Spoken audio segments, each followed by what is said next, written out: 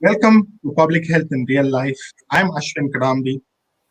Few months ago, there was a race around the world to develop an effective vaccine to tackle the COVID-19 pandemic. Now we are in a race to ensure that we vaccinate everyone globally. But what we might not realize is that the development, production, procurement, transportation and delivery, and disposal of vaccines incur their own environmental costs. To discuss this and provide inputs into how we can balance saving lives and protecting the planet is Jesal Doshi. Before I introduce our distinguished guest, I would like to welcome my co-moderators, Dr. Maimunat Alex-Adeomi and Keshav Aathreyan. Over to you, Maimunat, to share a few words of welcome. Thank you, Ashwin. Good morning, good day, good afternoon, everyone, regardless of where you are in the world. Here at Public Health in Real Life, we hope to provide sound public health information to all. We hope to celebrate unsung heroes, and then we also hope to inspire the next generation of leaders. Today, we have with us co-moderating Keshav, who is a graduate student of supply chain management in Bordeaux, France, and he's going to be supporting us with the interview today. Welcome, Keshav. Thanks, Maimuna. Thanks for the introduction. Yes, I'm Keshav and I'm from India. I'm currently doing my master's in global supply chain management at Kedge Business School in Bordeaux. So I'm happily looking forward to this opportunity and over to you, Ashwin. Thank you so much, Maimunat and Keshav. Today, our guest is Jesal Doshi. Jesal is the Deputy CEO of Beam Medical Systems, a global medical refrigeration device manufacturer based in Luxembourg. He is passionate about climate change and about helping save lives by providing solutions in the remotest areas around the world. I would highly advise you to watch his must watch TED Talk, Empowering a Better Planet, Lives Be Saved. Jesal is a role model for setting an example on how to find the real purpose of an organization's mission and work towards that. Jesal believes in storytelling that inspires action. He can take a vision and bring it to life through a meticulously crafted strategy. He identifies early opportunities and by inspiring his teams to think holistically, that these opportunities are not only converted into actions, but also contributions to the society. With no further ado, Jesal Doshi, welcome to the show.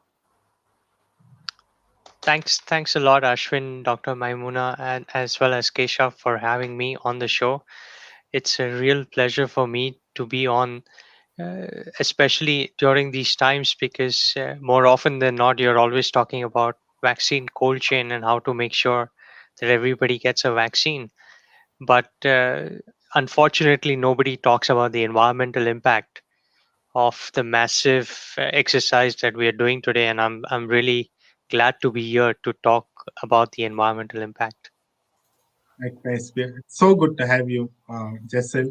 So, with no further ado, climate change represents the biggest global health threat of the 21st century. And here we are actively battling a pandemic. Access to quality cold chain equipment has been more urgent than ever. Could you help our audience understand what are the potential environmental threats we are noticing in this global cold chain activity? Sure. So, Ashwin, as you said, it is a global cold chain activity. And first of all, what that means is that you need to keep a vaccine at the right temperature from the time it leaves the manufacturer till the time it's administered to the recipient. And this journey could be over tens of thousands of miles over very different terrains.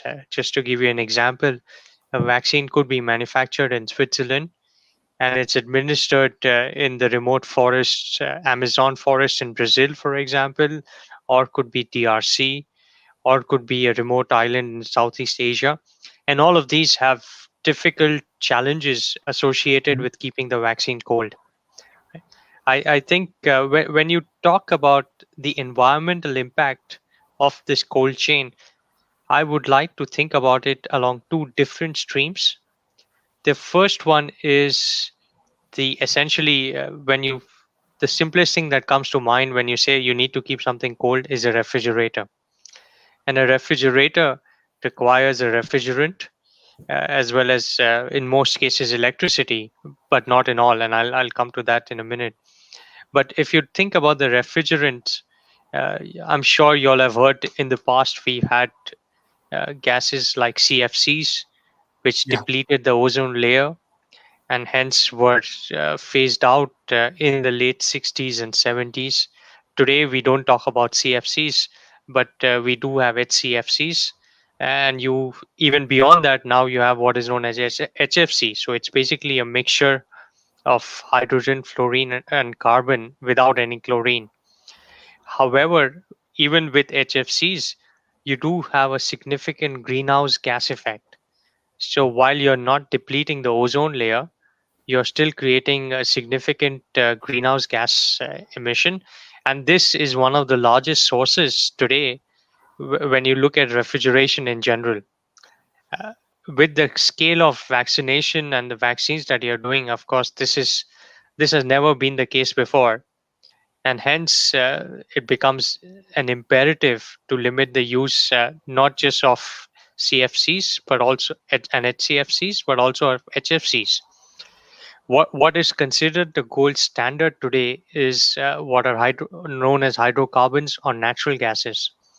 So these are naturally occurring gases like isobutane or propane, and these have zero ozone depletion potential, obviously, but also zero or negligible global warming potential. And just to give you an example, one of the most commonly known refrigerants which is commonplace today is something known as R134A. So that is a HFC, and that has a global warming potential of 1400 times carbon dioxide. Whereas a hydrocarbon or just an HC is either the same as carbon dioxide or one or two times. So that's Okay. one big impact. And the second one is, of course, when you talk about not the cold chain, but about the massive amount of single use packaging that is being used to send vaccines all over the world. A lot of this is made using extremely environmentally unfriendly materials. And these again go to remote places where there is absolutely no means to dispose them safely. And so, again, I think this is something everyone's just talking about getting vaccines out, but nobody's talking about all the millions of tons of styrofoam boxes, XPS boxes that will be out there in remote places around the world, similar to what you see with masks today. Mhm. I'm sorry, I didn't catch the last word. Sorry. But no, I was saying it's similar to what you see with PPE and masks today, Yeah, because you yeah, have absolutely. millions of masks and PPE lying around, and Exactly. their Yeah. safe disposal is something nobody thought about. Yes. Yes. Now, could you give us a sense of how big is this problem with non-eco-friendly cold chain equipment? Which countries and how many countries are adapting to environmentally friendly equipment versus not moving on, switching to green technology? Right. So the world, of course, is cognizant of this problem and has acted on it. There was an agreement known as the Kigali Amendment that was signed, which pledged to reduce the amount of HFCs by 80%, but only by 2047. So if you think about where we are today, and of course, at that time, you did not have COVID. So we were looking at very different figures. My sense is with COVID, everybody will look at postponing this date even further because COVID was such a black swan and an unplanned occurrence that countries have been taken off guard. Uh, I think the problem, of course, exists in different ratios around the world. The Mhm. EU, for example, already has a pretty strong regulation called the F-gas regulation, and that pledges to reduce these gases by two-thirds by 2030. And for example, we as a company in Luxembourg have phased out F gases in more than 95% of our products. And for the last one or two products, we will phase them out as well by the end of this year. Okay. Okay. Okay. So going back to one of your responses in the earlier questions where you answered about HCs, use of HCs instead of HFCs. Do you think that the world is now going towards HCs, or are they in a motion of developing a green refrigerant sort of coolants in the refrigeration system of cold chains? What's your take on that? Correct. So HCs are the green refrigerants. And for example, our entire line of vaccine cold chain products use only these green refrigerants. And yes, the world does not mandate it today. Many countries don't. Many countries require it only a couple of decades from now. But increasingly, more and more companies are taking a view that this is the way to go. There was maybe one big challenge associated with green gases in that they are flammable in nature, and so that was a big safety risk. But just given the developments in refrigeration technology, we have managed to limit the use of or the quantity of refrigerant to a much more manageable quantity. To give you an example, a cold chain unit uses 100 grams of refrigerant. So Mm. that's a minuscule quantity, and it's unlikely to create a fire. And so that, of course, is now a big advantage. And the other big advantage, which also results again in a significantly lower environmental impact, is that these refrigerants are way more efficient than HFCs, which means that you can achieve cooling much faster and your electricity consumption is a lot lower, thereby also contributing to lower greenhouse effect. Okay, sure, thanks. So Bringing one in, more, go yeah, ahead, go ahead. you can go ahead. It's not a problem. Bringing in the global health perspective of this, eradication of any disease can be announced only when the country with the weakest link or weakest control program has achieved eradication in that community. So, with that, based on the information you have, could you expand on the information you provided in your TED talk about quality solar powered cold chain equipment that ensures that we deliver safe and quality vaccines and also run effective immunization programs interruption free? How do we go about um, making sure those equipments are sustainable? Right. So, solar powered vaccine cold chain equipment is now not a new phenomenon. We have been doing it for 7, 8 years now, extremely successfully, and we have hundreds of thousands of these units working very well all around the world. And I can say that with conviction because we have real time monitoring on each of these devices. So, sitting here, I know exactly the performance of each and every unit over its entire lifespan. So these units, of course, they use natural refrigerants and they work purely on solar energy without using any batteries as well. So if you think about an ideal cold chain unit from the environmental point of view, this is it. You cannot get better than this because this consumes no electricity. Is purely solar, consumes no polluting or uses no polluting refrigerants, and has an established lifespan of at least 10 years. So I think not just for the remotest of places, but even places which have access to electricity, this may be a much more environmentally friendly solution.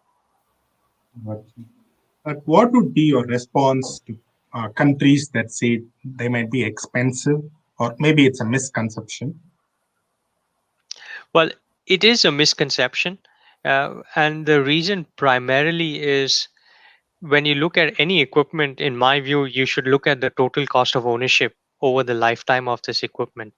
right? So as an example, when you buy a car, you don't look just at the upfront price, you also look at how much would it cost to run that equipment, right? And when you look therefore similarly at this kind of equipment, when you're looking at a solar powered equipment, you have zero electricity cost. So that of course is a significant saving that one should not underestimate. So, but then in terms of like ensuring that these products are procured and not those that are non-environmentally friendly, how do we make sure that we create awareness among national governments, national leaders to embrace these technologies? It's a great question, Ashwin, and it's also a challenge that we face all the time. But I think the world is now, and there are many global leaders that have shown the way when it comes to embracing environmentally friendly technologies. I think if you look at the Paris Accord, for example, it clearly showed, there were countries like France, there were countries like India that are leading the way Right. in embracing environmentally friendly, environmentally sustainable technologies. But how about like countries in sub-Saharan Africa where the last mile health delivery is such a struggle?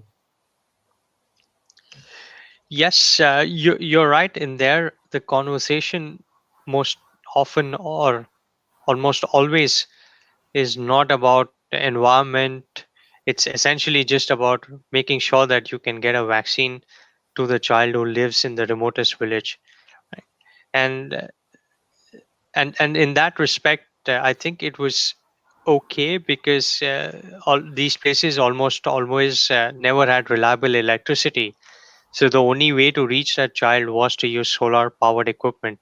So in a way, it was a good problem to have because it resulted in a very environmentally friendly solution. The challenge I see today is you have the same question, which is you need to reach that child, but now instead of that child, it's you need to reach every person with a COVID vaccine, and there people are not thinking about the environment at all. Right. So how in terms of, so when you talk to world leaders who might question the need of eco-friendly products while their populations are losing lives because of that they don't have even the proper infrastructure, how do you get to convince them that, hey, while you're thinking about saving lives, in the long term climate friendly solutions need to be brought to the forefront?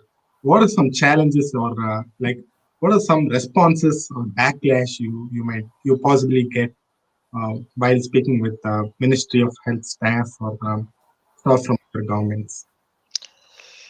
You're right. I think today there is also a perception issue. Most ministries of health have to deal with public perception about are they doing enough to get over COVID or not.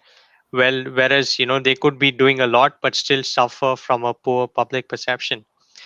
Having said that, I think one of the realities about COVID is that it's here to stay. It will not go away just after everybody gets vaccinated, right? This will likely be a recurring vaccination like the flu vaccine. And so I think more and more countries are realizing this, that this is a fight over the long haul. It's not going to be let's just get everyone vaccinated and then the world rids itself of COVID. So when you apply that long term perspective and when you talk to leaders, public health officials, and tell them about the advantages of environmentally friendly equipment, which will be needed for the next many, many years to come, I think you see a difference in the way they react to it. And of course, I think the pressure most governments face today is just to get vaccination off the ground. And once vaccination starts, I think people then start taking things a little, or at least public health officials are under a little less pressure. Sure. Okay. Maimuna? Oh, thank you so much for that, Jessel. For anyone who is just joining us, today's episode of Public Health in Real Life, we're interviewing Jesal Doshi, and we're talking about vaccine supply chain resilience in the era of climate change. Essentially, everyone is talking about vaccine delivery, but nobody's really talking about the environmental impact. Just a quick comment from you, Jessel. I know we have a couple of people who are tuning in from sub-Saharan Africa. Outside of the Paris climate deal, do you know of any global coalition efforts that are in play or conversations happening that involve countries from sub Saharan Africa and they trying to combat climate change? Not at the moment. I think there were efforts, I would say, a couple of years ago. But of course, with COVID, everything unfortunately has taken a backseat. But I think very much it is needed at regional levels, including in sub-Saharan Africa. And I'm very confident that once we get over the next few months, these efforts will start gaining pace again. Okay. So I have one more question adding to your speech, the TED talk that you had with the University of Luxembourg. From that, I had a notion that I had learned that it is not just that we are saving the lives of children and people, but also that you have to keep our planet safe for the future to be living and maintain a clean and habitable environment for them to be in. So, how do you think that major companies and MNCs try to drive excellence to that level of sustainability, and how do you think that those companies try to align themselves to the standards of the health organization of the globe, like the WHO and those kind of things? Right. So, I feel very privileged that I have been able to travel with my company to some of the remotest places, because when you're there, and of course you go in with a sense of jubilation that you've helped kids out there get vaccines. But very quickly that jubilation turns into a bit of despair, because you realize that even getting a vaccine was just the first fight, and after that it's not, unfortunately, a great life. It's a life full of struggle. And so that's where, when I spoke about in my TED talk, that we have to really think beyond just getting vaccines, because that is really the first step in the life of a baby. For most of us, it's a step we take for granted. For many kids around the millions of kids around the world, unfortunately, that's not the case. So that was the first point. But I think linked to that is the fact that when you're out there in the field, you realize the many difficulties that exist, and that's how you also come up with solutions. And the WHO has been playing an incredible role in this space by providing a framework that ensures performance, quality, and safety of equipment that's used in the remotest places in the world. uh, and that, I think, ensures that it's just because it's going to a very poor part of the world, you're not sending substandard equipment or equipment that is unsafe. And so I think the WHO has played a great role. Now, WHO is also extremely receptive to ideas from the private sector. And as an example, we have been working alongside Toyota to develop a vaccine refrigerated van to deliver vaccines to the remotest places where typically you have no roads. So it's impossible for a truck to go there. So we've worked with Toyota to develop a 4x4, and we approached WHO, explained to them the problem that countries face at a local level, and WHO was extremely receptive. So I think there is a very successful mechanism in place. Of course, I think for a lot of companies, this may not be their core area of operations. It's and So that there, of course, is a question of where corporate priorities lie. But I think in terms of regulatory framework support from agencies like WHO, it's fantastic.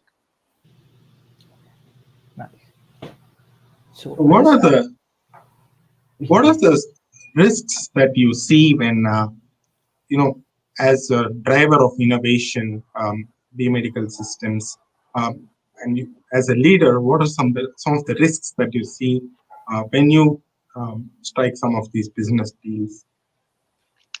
Well, the risk is almost always, I would say, twofold.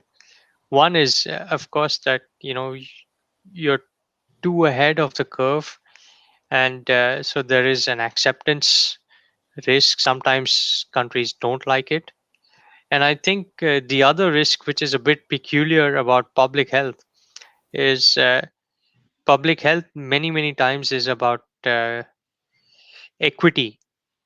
And what that means is that when you translate it to reality, it means that you cannot have a single company offering something so innovative, because then there is this lack of equity, because that company becomes a monopoly in itself. And I think that's a challenge in public health. For example, when Apple came up with an iPhone, nobody complained that Apple has a monopoly, right? And competition eventually caught up because it was free and fair markets. Yeah. I think with public health, because there is again a lack of focus from many corporates, you do have this problem where if you're too innovative, it's probably not the best place to test your innovations. Hmm. Yeah. That's a very interesting perspective, Jessel. And you had mentioned something about the example of you working with Toyota to build a van that could reach the very remote areas. But then you also mentioned health being, when you talk about public health, you talk about health equity. Is there any incentive for businesses and organizations and corporations to invest in, environmentally friendly products? Because at the end of the day, it's about the bottom line. Absolutely. And unfortunately, in public health, we haven't reached that stage yet where you have incentives for environment, or products which are environmentally beneficial. Of course, I think it's a matter of time before we get there, and hopefully it will get accelerated. But at this point of time, you're right that there isn't any incentive for a corporate looking purely from a for profit perspective to look at environmentally friendly solutions. Mm, thanks for that response. No. How do you respond to your counterparts that who might say that, dude, it's about making money at this time and making profits versus ensuring that businesses can be sustainable only if we start thinking about climate change at this time. Otherwise the business models themselves are at the brink of being extinct, the way businesses are run today. So I honestly think there is no disconnect between being environmentally friendly versus thinking about the long term future of a company. And I think, in my view, we always have to think about the long term future and not short term profits only. So for example, COVID has destroyed many businesses because those business models simply do not exist in a COVID world, right? But if you had thought about when you had the emergence of COVID, that what would be the impact on our business, and you would have had to change. Similarly, I think when you think about climate change, yes, as much as I would like to say that it's because we as a company are very passionate about this, it is also because we know this is the future. So we are doing something we are passionate about, but it's also in line with the company's long term strategy of being successful and profitable. Absolutely. Absolutely. So in terms of you know ensuring that we have these conglomerates in African unions, and those bodies that drive policies within Africa. What are their roles in ensuring that new technologies and climate-friendly technologies are deployed? Well, it's if I had to be brutally honest, I think the focus, especially in Africa, has always been how do you reach the last child Yeah, when you're talking about routine immunization. And again, in COVID times, it's always about, I'm sure you read the news, it's always about Africa is the last continent to get vaccines. Uh, many countries in Africa still haven't even received a vaccine. So, unfortunately, we haven't reached a scenario where we are thinking about the environmental impact. It's unfortunately still how do we get the vaccine to the last child, or in the case of COVID, to the people uh, at par with the rest of the world.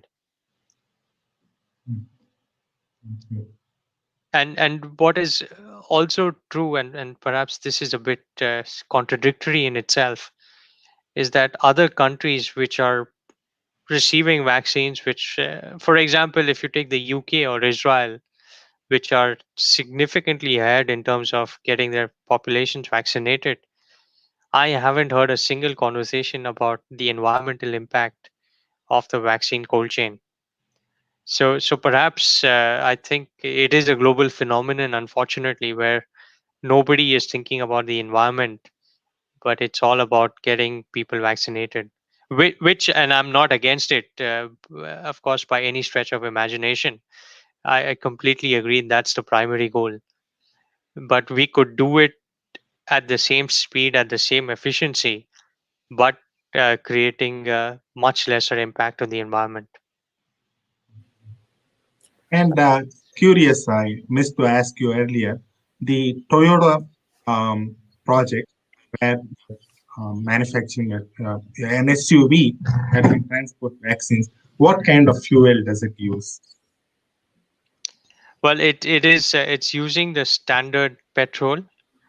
So it's again, and it's a good point. We've again, and to prove what I just said, we've always thought how do we reach that last child there, Yes, and we have not thought here, for example, oh, do we do something which is even more environmentally friendly? So I proved it at the expense of my company's sure, sure. here. It's quite a risky move, but still, thank you for enlightening us on that area. Maimuna? Yeah, that's actually a very interesting conundrum, Jesal and Ashwin, where part of the innovation, just because of the cost of it, you have to fill the vans with regular oil and gas petrol as opposed to, electric cars that are really cost prohibitive at this time. So from a business model and a business perspective, what measures are being put in place to just drive economies of scale and scope that would then drive the cost of these eco-friendly measures that now helps resource limited settings afford the initiatives. So I'm a firm believer that the move towards environmentally friendly solutions has to be demand or customer driven. Mm. And what we do there is really we educate customers about not just the environmental impact, but the significantly lower energy consumption of these refrigerators or freezers, which when you compute them over the lifetime of the equipment actually results in a significant differential. So and maybe I can talk here about an ultra low freezer, which is a minus 80 degree Celsius freezer, which, as you know, is used for storing Pfizer vaccines. If you look at the energy consumption of ultra low freezer, which uses natural refrigerants, versus one which does not, just the difference in energy costs can at times be 50-60% of the price of the freezer. So when you start comparing and you say, yes, I can buy this freezer which is using natural refrigerants and only cost 10% more, but will result in a saving of 50% over the lifetime, then I mean, the math becomes pretty obvious. Yeah, yeah. Okay, that was interesting. So, as a student of supply chain management, I was curious about one thing in this whole initiative that is just being carried on. So, in one of your previous responses, you told that uh, this COVID vaccine will not be a one-time shot; it will be mostly a recurring one, like the flu vaccine. So that makes me to a perception that this initiative, which is being carried on about the sustainable cold chain process, will not stop at 2021 or 22, but it will be prolonged to the next 10 or 15 years. So, as a supply chain student and as that I want to gain some insights about it, what do you think like the upstream part of your uh, manufacturing process would be like? Do you think like this, your suppliers should have that intention of capturing this innovation and technology so that they can make themselves more reliable, more sustainable, because the world is going towards a sustainable path, and most cold storage device producing companies are also on the verge of getting sustainable. So, do you think that this is the right time for manufacturers of those kind of parts try to capture the technology and become themselves capable and resilient? It's a great question, and maybe even before going upstream, there is something else. For example, in Europe, you have what is known as end of life regulations around vehicles. How do you dispose of used vehicles in an environmentally friendly way? And I think just the amount of investment that's going on in cold chain right now, that one should be also asking that question, which is, can we not refurbish equipment that's in the field, replace sort of very environmentally unfriendly refrigeration technologies with environmentally friendly refrigeration? And I think that's again a question we keep asking ourselves, that how do we do something like that? Because that again, it's not just new demand but also replacing existing products in the field with environmentally friendly solutions. Your question about upstream and looking at more environmentally friendly solutions out there, yes indeed, and I think that is already happening with a lot of different material sciences that are coming into play. A lot of phase change materials, for example, or heat transfer materials that are making the whole process a lot more efficient and energy efficient. So certainly, I think there is a lot happening out there. And the good thing about COVID, if I had to say something good about it, is that it has brought into focus a lot of niche technologies that nobody was interested in before. And just because you have a lot more interest now, you have a lot more minds and money being put into it, which for sure will result in more successful outcomes. So even things like compressors, for example, for niche applications like solar, cold chain, I think there is a lot more innovation happening there. If you look at compressor technologies for minus 80 degrees Celsius applications, there are many new products and technologies out there which are doing a remarkable job. So I think certainly this is just the vast scale of distribution needed has brought about a lot of global interest and hence better outcomes. Sure, thanks. Thanks for your insight on this. So in terms of, earlier you said public health is not really an experimental area for like business ideas. How can, multilateral organizations like United Nations and WHO kind of forge those relationships to ensure, public health could be a really good experimental area? Yes, it's a tough question because first of all, it's health. So I think the scope for experiments in health and should be limited. I think public health is even more challenging because you have multiple agencies. It's even if we want to try out an experiment, for example, and we try it out in a particular country, it's the beneficiaries of that experiment could be a third country and not the country where you do the experiment. So it is unfortunately an extremely complicated area. uh, Despite all the complications, you have agencies like the United Nations, UNICEF, WHO, Gavi doing an incredible job. And I think for good reason, experimentation is limited. But you do at the same time have a lot of very interesting projects and pilots. One very interesting concept is using drones for delivering vaccines and blood.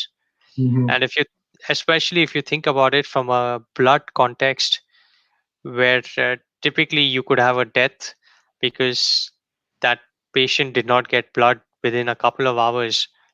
Now with a drone, you can do that. So I think that for me is an example of a highly successful experiment.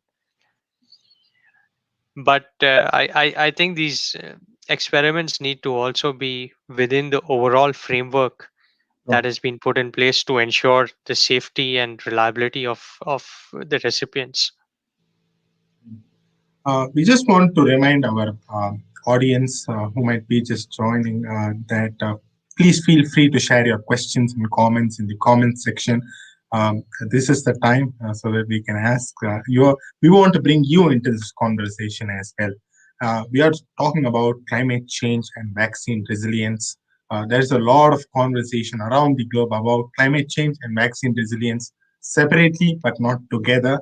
So, and we have a distinguished guest talking to us about that area. And in terms of how the world responded, Jessel, with vaccine development and production, and there was a race globally, do you think the world did enough uh, to bring climate change to the forefront of the discussion when um, there was this race, or was it just only a focus on vaccine development? Well, I certainly don't want to fault all of the scientists who have gone in this, and I think the priority of the world was very clear that we needed to find a vaccine that works, right? So I think from that respect, uh, yes, climate change was not on the agenda, was not a priority, but correctly so. But I think as we now shift our lens from fighting COVID as something that will go away in the next 2 months to something that is here to last forever, we also need to appropriately modify our response. And I think the question of climate change is much more pertinent when it comes to the vaccine delivery as opposed to vaccine development. Sure, sure, absolutely. So, in terms of okay, within vaccine delivery, what other areas other than cold chain equipment is affecting um, global warming or climate change? And also vice versa. What are some of the components of climate change that is affecting cold chain? So we will first start with my first question, I guess. So when you think about delivery of vaccines, right? Of course, you have, especially today, vaccines are pretty much being transported only by air, right? Mhm. So there is a significant environmental impact of that. If you think about the millions of syringes and needles that you need for vaccinating, and how the disposal of that is being handled, especially in some of the remoter parts of the world, I think these are questions that again need to be asked, are being asked in some places, but definitely not everywhere. And these will definitely create pretty significant environmental impact as well. So I think the right question to ask is, can we create syringes and needles that are environmentally friendly? Uh, how do and there is a lot of progress being made on that. You have, for example, people thinking about developing patches to administer vaccines. So there is a lot happening. There was a lot happening even pre-COVID. But with COVID, the reaction has always been, let's just do what works, what has been tested, and in the shortest time possible. Your other question around how is My cold. other question, yeah, was around, uh, I think you touched on it a little bit about, global warming and climate change affecting supply chain resilience, because I think our topic can be taken in any direction, vice versa. So, you know, to ensure supply chain management is resilient in the future, how should, resilient to climate changes, how should we change the models that we are currently practicing? Maybe I think you address some of the components in this, but if there's anything left within that. Well, I think something that maybe is not a very direct impact on climate change, but definitely again because of COVID has been in focus a lot is monitoring. And by monitoring, I meant monitoring solutions to ensure that vaccines are stored and transported at the right temperature. Vaccines are being sent to places where they are needed, and places which don't have vaccines get vaccines on time to avoid stockouts. So I think these are all of these. When you aggregate the impact of all of these of course has a significant climate change impact as well. You're avoiding stockouts, you're avoiding sending vaccines to places where they don't need them, and you're also avoiding vaccine wastage by ensuring they're stored and transported at the right temperatures. So I think this again, as with COVID, has brought about a wave of digitization in the supply chain world, which will also have a big impact on the environment, a big positive impact. Thank you so much, Jessel. You've definitely taken us on this journey of ethics, business models, sustainability, really thinking about long-term impact of that push to get vaccines out there, and that notion of, solving a problem, but thinking long-term, the impact, short-term gains versus long-term gains and long-term impact. So it's definitely been a very interesting and exciting journey. Speaking on this topic of journeys, what childhood experiences have shaped your path today and who you've become? Because you are an exceptional person. Well, first of all, thank you for the kind words.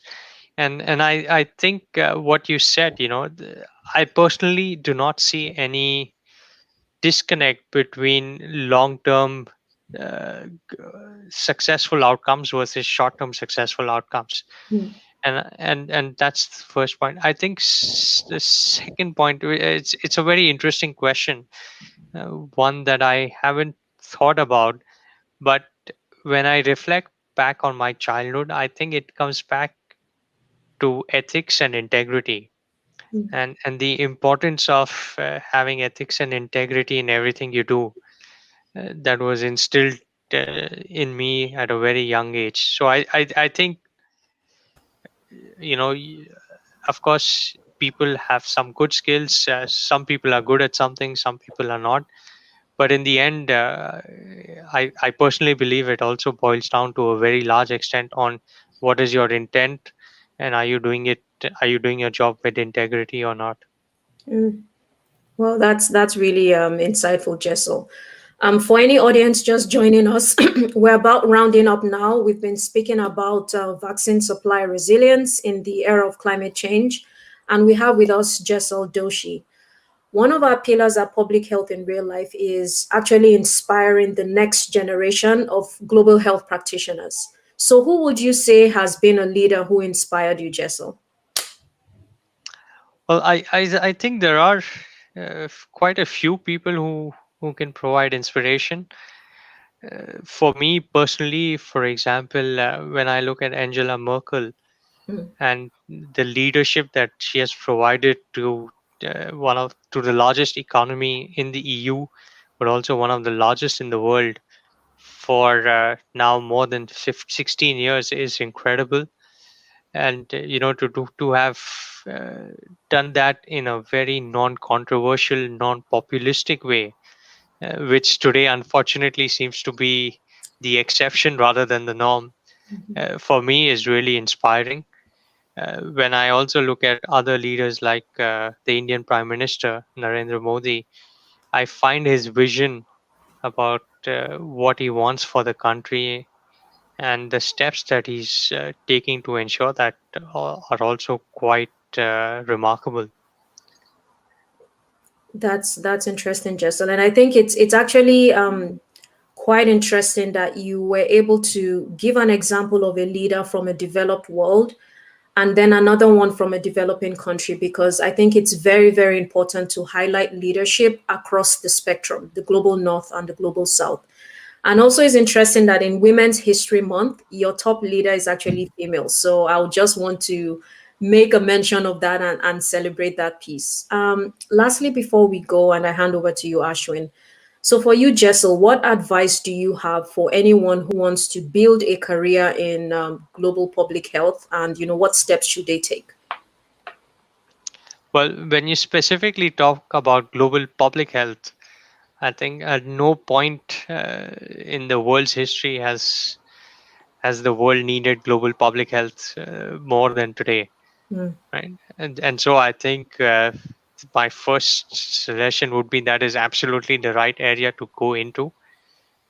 But I think one needs to go into this with a long term view, about not thinking just about the immediate crisis at hand, but also thinking about global health more holistically, right? It's not just about vaccines and diseases, but it's also about mental health.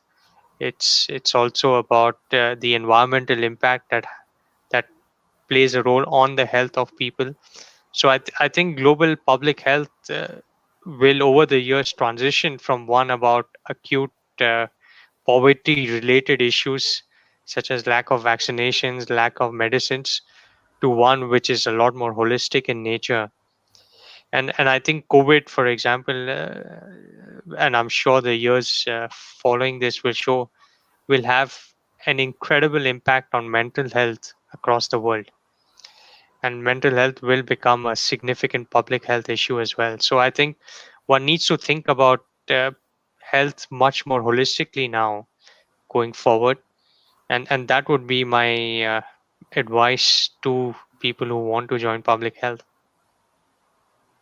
And how about some leadership qualities that the next generation, or at least at these times, need to develop uh, to ensure that we are successful young professionals? Yes, so I think again, when you talk about public health, the first leadership skill that you need is empathy. Yeah, because it's very easy, for example, for someone to be sitting in Switzerland or in the US and talk about how difficult life is for a child in the DRC, right? Mhm. But I think you so to show sympathy is relatively easy, but to show empathy is not. And I would say that is one big leadership skill that you need, especially when you talk about global public health. Absolutely. Thank you. Thank you so much, Jesal. This was an enriching interview for me, and it was really interesting. I learned a lot from this conversation, and thank you also to Dr. Maimuna for co-moderating the show. And Keshav, um, any words, last parting words, Keshav, and then we can go to Maimuna, and then we can go to Jesal. Sure, sure. I'm very like overwhelmed by the amount of information that I've actually gained through this discussion. Actually, it has provided me a new path of insight on both sustainable goals that the world is looking towards and also the cold chain development. So I think it's very interesting and probably even look forward in seeing about how it goes in the future. Actually, sure. Thank you. Yeah, just piggybacking off of that, it's been an absolute pleasure having you, Jesal. It's I've learned a lot. I can speak for myself, and especially about getting me really thinking about climate change and the impact on long-term impact on some of the immediate health needs and solutions, and really your advice on professionals that are seeking a career path or even wanting to grow in global public health. On this channel, like we said, we want to celebrate not just unsung, but also sung heroes. So for any of our audience that want to reach out to you, what are your social media handles where they can connect with you? Sure. So, maybe to answer your last question first, I am reachable on LinkedIn. Is probably the best channel to reach out to me on. I'm also accessible on Twitter, but these are, I would say, and I'm fairly accessible, and I hope to be responsive. So I look forward to receiving feedback also from the viewers, and also most importantly, receiving questions. Because I think the more we debate, the more we discuss and brainstorm, the more all of us learn. Mm. And with that, I just wanted to thank you all as well, because just speaking through this also makes me learn or relearn quite a few things, and also kind of debate about what are the next steps one should be doing or we should be doing. So it's also ignited a lot of ideas in my head just by talking to you all. So I'm very much thankful to you all for that. Thank you so much, Jesal. It was an honor and privilege to have you today. And we also thank our audience for attending this event, and Keshav and Maimunat. We look forward to seeing you all soon. Be well, be safe, and connect soon. Bye, everyone. Bye. Sure. Thank Thank you.